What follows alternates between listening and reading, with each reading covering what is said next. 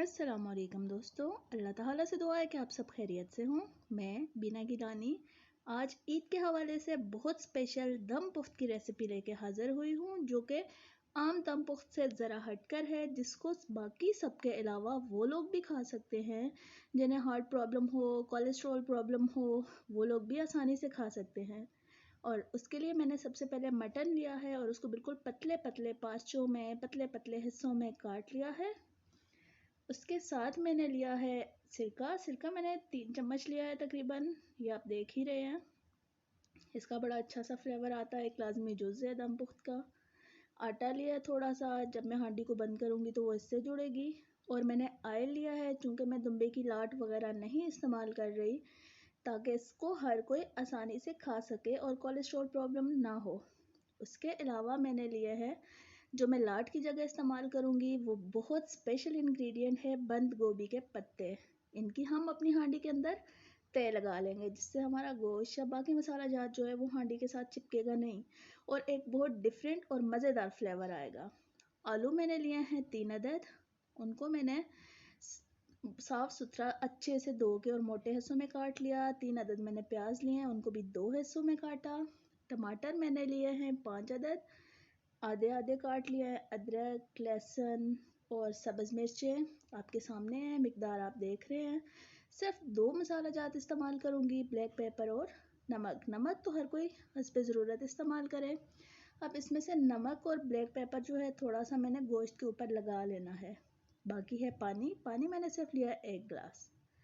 मट्टी की हांडी जो इसके फ्लेवर को और भी ज़बरदस्त बना देगी दम पुख्त के, वरना तो हम इसे देगचे में भी बना सकते हैं या किसी भी और बर्तन में। तो सबसे पहले हम हांडी के अंदर तेल लगा लेंगे गोभी के पत्तों की। और अब मैंने जैसे आपको बताया था कि ब्लैक पेपर और नमक थोड़ा सा मैंने गोश्त को लगा लेना है, वो मैंने लगा दिया। अब सबसे पहले मैंने गोभी के पत्तों के ऊपर गोश्त की तय लगा लेनी है। गोभी के पत्तों की तय एक बार फिर बता दूं, लाट की जगह मैंने लगाई है, लाट नहीं इस्तेमाल कर रही है चर्बी वगैरह। और फिर उसके बाद आलू और टमाटर और प्याज जो आपको दिखाए गए थे, इसी तरह उनकी भी तय लगाई जाएगी। तो आलू के मोटे टुकड़े जो मैंने काटे थे वो मैं रख रही हूँ, आप सबके सामने है।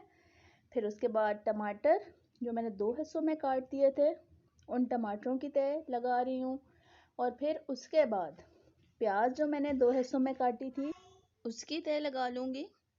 प्याज की तय, टमाटर की तय जैसे लग चुकेगी, तो फिर हम इसके ऊपर आपको जो मैंने लहसुन, अदरक और सब्ज़ मिर्चें वगैरह दिखाई थी, उनका छाटा लगा लेना है, यानी लहसुन भी, थोड़ा अदरक भी, थोड़ी सब्ज़ मिर्चें भी।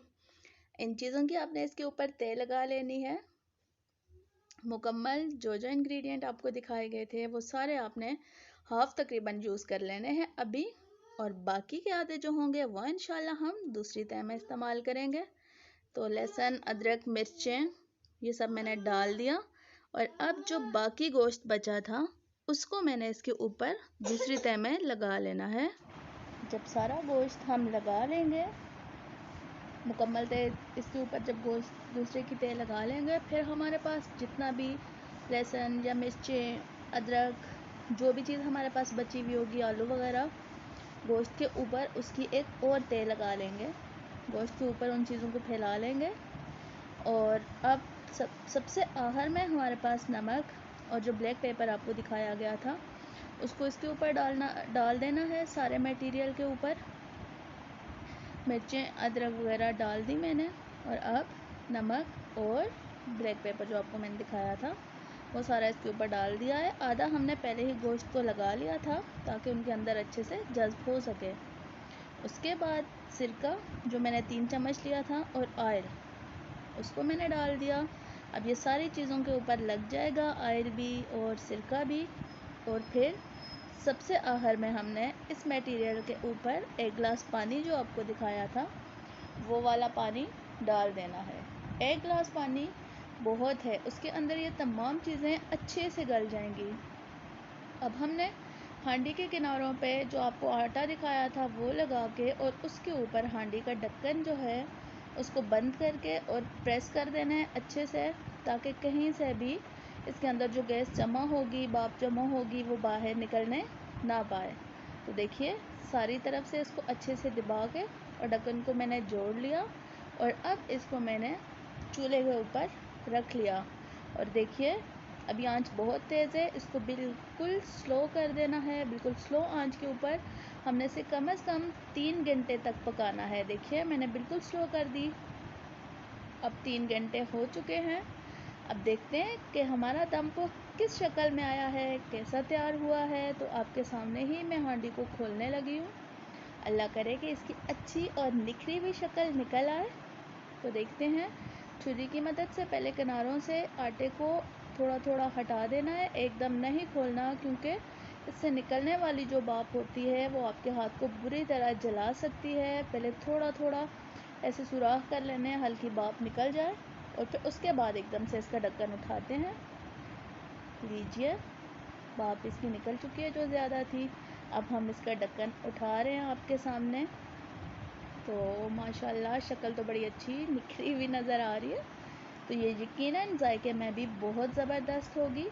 तो देखिए हमारा दम तो ज़बरदस्त सा तैयार है और पानी जो हमने डाला था वो तकरीबन सूख चुका है। अब इसमें जो ऑयल हमने डाला था वो ही बचा है और गोश्त अच्छे से गल चुका है। तमाम चीज़ें गल चुकी हैं। इनको डिश आउट करिए या फिर आटा हटा के इसी हांडी में से खाइए, आपको बहुत मज़ा आएगा। तो ये थी आज की रेसिपी। कैसी लगी आपको हमारी आज की रेसिपी कमेंट में ज़रूर बताइएगा और अपने दोस्तों के साथ मेरी वीडियो शेयर करनी है। मेरे चैनल को ज़रूर सब्सक्राइब करना है और मेरी वीडियो को लाइक करना है। तो अपनी दुआओं में सब याद रखिएगा। अल्लाह हम सब का हामी और नासिर हो। बहुत शुक्रिया और अल्लाह हाफिज़।